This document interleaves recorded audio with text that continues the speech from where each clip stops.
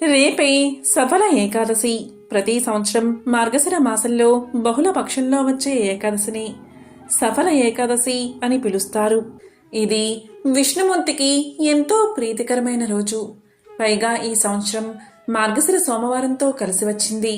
మరి ఎంతో విశేషమైన ఈ సఫల ఏకాదశి రోజు ఇంట్లోని ఆడవారు పొరపాటున కూడా ఈ కూరను అస్సలు వండకండి, అలాగే తినకండి. పొరపాటున ఈ కూర తింటే జన్మల దరిద్రం అంటుకుంటుంది. మరి సఫల ఏకాదశి రోజు ఏ కూరను తినకూడదో అలాగే వండకూడదో ఇప్పుడు ఈ వీడియోలో తెలుసుకుందాం. పాండవుల్లో పెద్దవాడైన ధర్మరాజుకు సఫల ఏకాదశి గురించి శ్రీకృష్ణుడు వివరించినట్లు భవిష్యోత్తర పురాణం తెలియచేస్తుంది. ఒకసారి పాండవాగ్రజుడైన ధర్మరాజుకు శ్రీకృష్ణుడు ఇలా చెప్తాడు: ధర్మరాజా, చాలామంది ప్రజలు ఎక్కువ ధనాన్ని ఖర్చు పెట్టి ఎక్కువ దక్షిణలు ఇచ్చి పెద్ద పెద్ద యాగాలు చేసి శ్రీ మహావిష్ణువును సంతృప్తిపరచాలని ప్రయత్నం చేస్తారు. కానీ సఫల ఏకాదశి వ్రతం ఆచరించిన భక్తుల్ని చూసినప్పుడు శ్రీ మహావిష్ణువుకు అపరిమితమైన ఆనందం, సంతృప్తి కలుగుతాయి. ఈ ఏకాదశికి నారాయణుడు అధిదేవత. నాగుపాములలో ఆదిశేషుడు, పక్షులలో గరుత్మంతుడు, యజ్ఞాలలో అశ్వమేధము, నదులలో గంగానది, దేవతల్లో విష్ణువు, మానవులలో బ్రహ్మజ్ఞానం కలవారు చాలా ప్రధానమైన వారు. అలాగే వ్రతాలంటిలో ఈ ఏకాదశి వ్రతం ఎంతో ప్రధానమైనది. మానవులు తెలిసి తెలియక అనేక పాపాలు చేస్తూ ఉంటారు. అలాంటి పాపాలను దహించే శక్తి ఈ సఫల ఏకాదశికి ఉంది.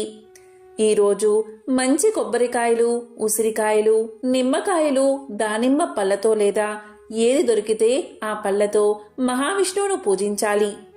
ఇక సఫల ఏకాదశి రోజు దీపదానం ఎంతో విశేష పుణ్యాన్ని ఇస్తుంది. ఈ రోజు రాత్రి భగవంతుడి సన్నిధిలో లేదా ఇంట్లో దీపాన్ని వెలిగించాలి.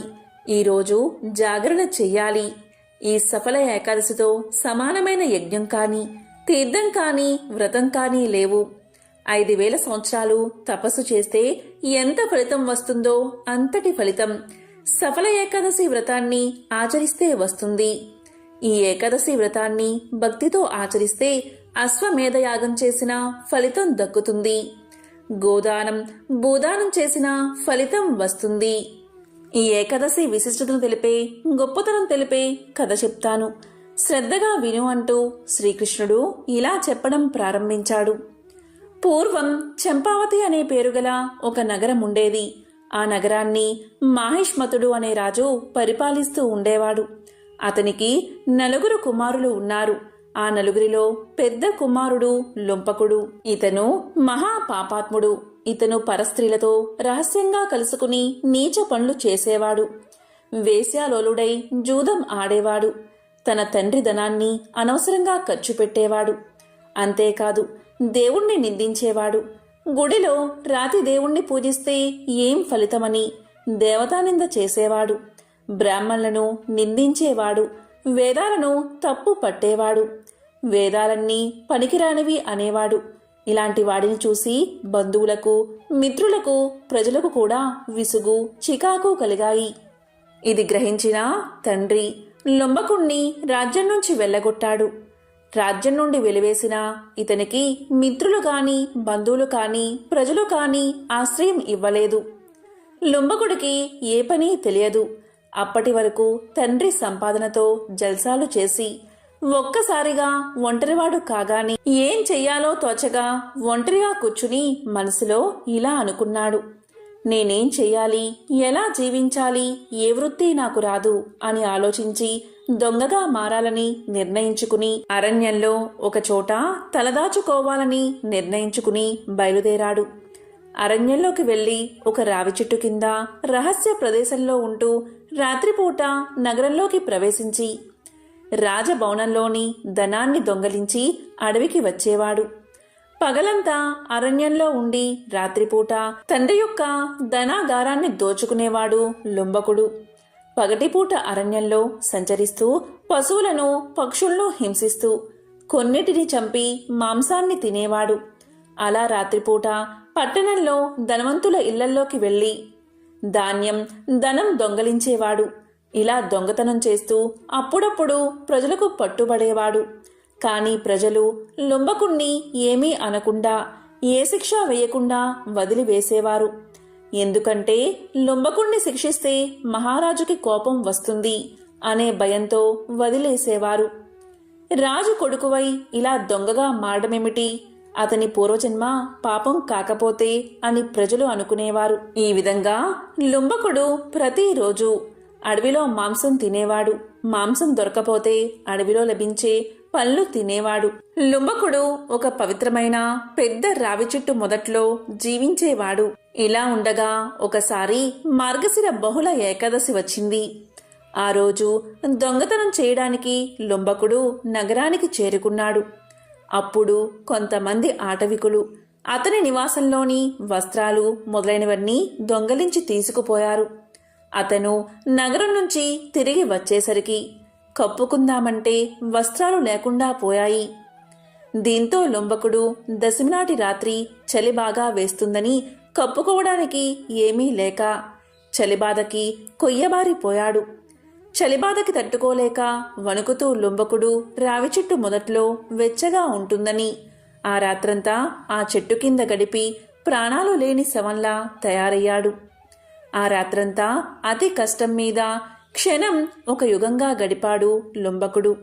ఏకాదశి తిథి మధ్యాహ్నం వరకు అతను రావి చెట్టు మొదట్లో పడుకుని ఉన్నాడు. మధ్యాహ్నం ఎండవేడికి తెలివి వచ్చి తాను పడుకున్న ప్రదేశాన్ని వదిలి నీరసంగా తడబడుతున్న పాదాలతో అడుగులు అడుగులు వేస్తూ కుంటివాని వలె నడుస్తూ ఆహారం సంపాదించడానికి వెళ్ళాడు. ముందు రోజు కూడా ఆహారం లేనందున కొంత దూరం వెళ్లేసరికి ఆకలి దప్పికలు ఎక్కువయ్యాయి లుంబకుడికి. అలా నీరసంగా ఉన్నందున ఆ రోజు జంతు హింస కూడా చెయ్యలేదు. లుంబకుడు పక్షులు కొరికి పడేసిన పళ్లను ఏరుకుని రావి చెట్టు దగ్గరకు చేరుకున్నాడు. అప్పటికే సూర్యుడు అస్తమించాడు. చీకట్లు కమ్ముకుంటున్నాయి. ఈ స్థితిలో లుంబకుడికి పట్టరాని ఏడుపు వచ్చింది. ఏడుస్తూ ఇలా పలికాడు, తండ్రి, ఇలాంటి హీనమైన జీవనాన్ని నేను గడుపుతున్నాను. పక్షులు కోరికగా మిగిలిన పళ్లను తెచ్చుకున్నాను. వీటిని నమిలే శక్తి కూడా నాకు లేదు. మహారాజు కొడుకునైనా నాకు ఈ గతి పట్టిందా అని కన్నీళ్లు కార్చాడు. చివరకు ఆ పళ్లను ఆ రావి చెట్టు మొదట్లోనే నివేదనకు పెట్టినట్లుగా చేశాడు. రావి చెట్టు అంటే సాక్షాత్తు త్రిమూర్తుల స్వరూపం. ఒకవైపు నీరసం ఆవరించి ఆ రాత్రంతా నిద్ర పట్టక రాత్రంతా రావి చెట్టు మొదట్లోనే కూర్చుని మెలకుగా ఉన్నాడు లుంబకుడు. దీంతో సఫల ఏకాదశి జాగరణ చేసిన పుణ్యం లుంబకుడికి దక్కింది. అతనికి తెలియకుండానే ఏకాదశి ఉపవాస వ్రతం కూడా చేసిన ఫలితం లుంబకుడికి దక్కింది. దీంతో శ్రీ మహావిష్ణువు లుంబకుడి కష్టాన్ని గ్రహించి ఏకాదశి వ్రతం చేసిన పుణ్యం కారణంగా సూర్యోదయం కల్లా దివ్యమైన రెక్కలున్న గుర్రాన్ని ఆకాశం నుంచి పంపించాడు. ఆ గుర్రం మీద దివ్యమైన వస్త్రాలు, ఆభరణాలు, కవచము, కత్తి ఉన్నాయి. ఆ గుర్రం లుంబకుడి వద్దకు వచ్చి నిలబడి ఉంది. అప్పుడు ఆకాశవాణి ఇలా పలికింది, ఓ రాజకుమారా, నీవు సఫల ఏకాదశి వ్రతాన్ని ఆచరించావు. ఆ వ్రత ప్రభావం వల్ల భగవంతుడు అయిన వాసుదేవునికి నీయందు అనుగ్రహం కలిగింది. కాబట్టి నీ రాజ్యం నీకు సమకూరుతాయి. నీవు నీ తండ్రి వద్దకు వెళ్ళు. నీ తండ్రి చెప్పినట్లు నడుచుకో. నీవు పెద్ద కుమారుడు కాబట్టి రాజ్యాన్ని నీ తండ్రి నీకే అప్పగిస్తాడు. స్వేచ్ఛగా నీ సామ్రాజ్యాన్ని నీవే అనుభవించు అని ఆకాశవాణి పలికింది. ఆ మాటలు వింటూ ఉండగానే లుంబకుడికి దివ్య స్వరూపం వచ్చింది. అప్పుడు లుంబకుడు దైవానికి నమస్కారం చేసి తన తప్పును తెలుసుకుని నీవు చెప్పినట్లే చేస్తాను అని ఆకాశవాణితో పలికాడు. దివ్యమైన వస్త్రాలతో కవచాలు అలంకరించుకుని గుర్రంపై తండ్రి వద్దకు చేరుకున్నాడు. లుంబకుణ్ణి చూసిన తండ్రి పరమానందంతో కన్నీటితో స్వాగతం పలికాడు. మహిష్మతుడు కుమారుణ్ణి కౌగలించుకున్నాడు. లుంబకుడు జరిగిందంతా తండ్రికి వివరించాడు.